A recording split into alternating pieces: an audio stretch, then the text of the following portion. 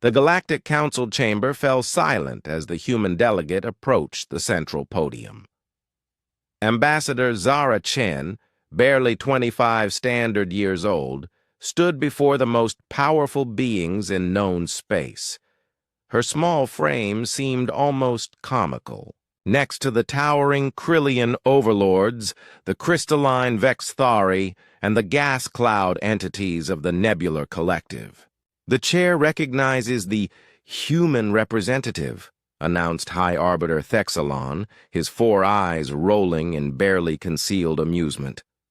Ripples of laughter echoed through the chamber's atmospheric processors, translated into dozens of alien frequencies. Zara's hands trembled slightly as she activated her translation matrix.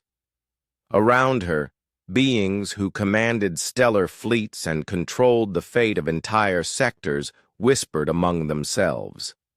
To them, she was nothing more than a curiosity, a member of the newest, weakest species to stumble into galactic politics. "Honored delegates," Zara began, her voice steady despite the weight of 1,000,000,000,000 souls resting on her shoulders. "I come before you today to address the Hegemony Accords." The Sao. Laughter grew louder. The Hegemony Accords were the foundation of galactic civilization, a complex web of economic and military treaties that had maintained order for 3 millennia.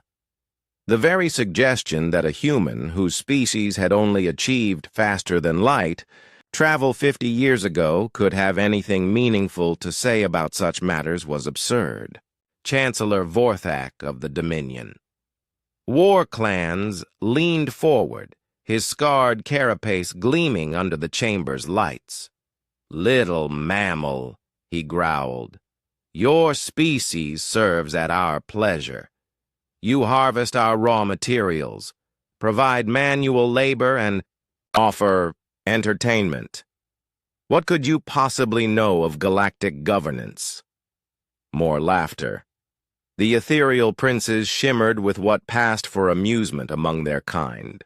Even the usually stoic Titan minds of Proxima displayed patterns of mirth across their quantum consciousnesses. Zara waited for the noise to subside. When she spoke again, her voice carried a strange quality. Not anger, but something far more dangerous. Absolute certainty. "I know that your entire power structure is built on a lie." The chamber fell deathly quiet. "For 3,000 years, you've maintained control through the Hegemony Engine, that massive quantum computer at the galaxy's core that processes all interstellar trade, communication, and resource allocation. You've told everyone it's too complex for lesser species to understand, that only the founding races possess the intellectual capacity to maintain it." High Arbiter Thexalon's translator crackled with static. "These are dangerous words, human. The engine is sacred. It maintains order across 10,000 worlds." "The engine," Zara continued, her voice growing stronger, "is nothing more than a massive bureaucratic bottleneck designed to keep you in power, and I can prove it." She raised a small device, no larger than her palm. The assembled delegates recognized it immediately. A standard human computational tablet, the kind their species used for basic record-keeping. 3 months ago, my team reverse-engineered the Hegemony Engine's core algorithms using nothing but intercepted data packets and basic human mathematics. What we found was illuminating. The device projected a holographic display into the chamber's center. Lines of code scrolled past, elegant, efficient, and utterly comprehensible. The engine's primary function isn't optimization, it's obfuscation. Every trade request that should take nanoseconds to process is deliberately delayed by days. Every resource allocation that could be handled by simple algorithms is routed through unnecessary bureaucratic layers. You've created artificial scarcity to maintain your dominance. Chancellor Vorthak rose from his throne, his war form bristling with threat displays. Impossible! The engine's complexity exceeds the computational capacity of 100 lesser worlds. Does it? Zara smiled. A distinctly human expression that translated poorly but conveyed her meaning perfectly. Or does it just look that way because you've wrapped simple calculations in layers of meaningless complexity? She gestured, and the hologram shifted. The seemingly incomprehensible hegemony code began to unwrap itself, revealing the elegant simplicity beneath. Basic arithmetic, simple logical operators, and, most damning of all, hard-coded delays and artificial bottlenecks. This is what 3,000 years of advanced galactic governance looks like, Zara announced, a calculator wearing the costume of a god. The silence stretched for long moments. Then slowly, delegates began to stir. The frontier colony's representatives, species kept deliberately weak by the current system, leaned forward with new interest. The Mid-Rim Confederacy's quantum minds began processing the implications at light speed. "You lie," hissed the ethereal Prince Maximilian, his energy form fluctuating with rage. "Even if this were true, no lesser species could maintain galactic civilization without our guidance." "That's where you're wrong," Zara said softly, "because we've already built a replacement." The chamber erupted. Shouts, roars, and frequency-modulated screams filled the air as the implications hit home. But Zara continued speaking, her voice somehow cutting through the chaos. The Terran Commonwealth spent the last 2 years developing an open-source galactic management system. No central control, no artificial bottlenecks, no species-based hierarchies. Every world gets equal access to trade networks, communication grids, and resource allocation algorithms. She paused, letting that sink in. "We've already tested it with 17 frontier worlds. Processing times improved by 3,000%. Trade efficiency increased 40-fold, and best of all, no single species controls the system. It belongs to everyone." The High Arbiter's translator was overheating from the stress patterns in his voice. "This is treason, rebellion, the natural order."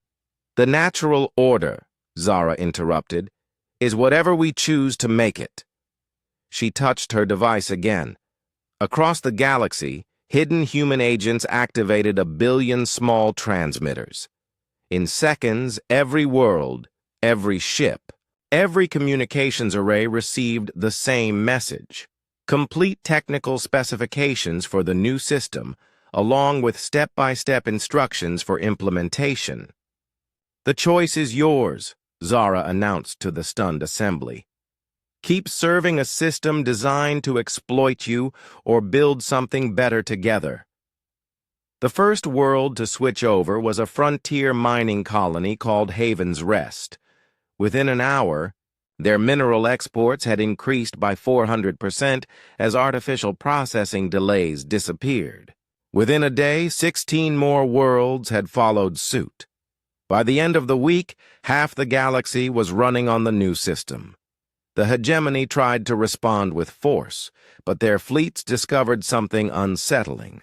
The new system's distributed nature made it impossible to destroy. Cut one node, and 100 others compensated. Destroy a relay station, and the network automatically rerouted through backup channels. The old guard's power hadn't just been challenged, it had been made obsolete. 6 months later, Ambassador Zara Chen stood in the same chamber, now serving as the first Director General of the Galactic Cooperative. The throne platforms of the former overlords sat empty. Some had adapted to the new reality. Others had retreated to their homeworlds, nursing wounded pride and obsolete power structures. The first law of the new galactic cooperative, she announced to representatives of over 8,000 worlds, is that no single species shall hold dominion over another. The second law is that all knowledge, all technology, all advancement shall be shared freely among all member worlds. She paused, remembering the laughter that had once filled this chamber. And the third law is that any species arrogant enough to believe they deserve to rule over others will find themselves quickly educated otherwise. The chamber filled with sounds of approval from 1,000 different species, each one finally free to reach its full potential.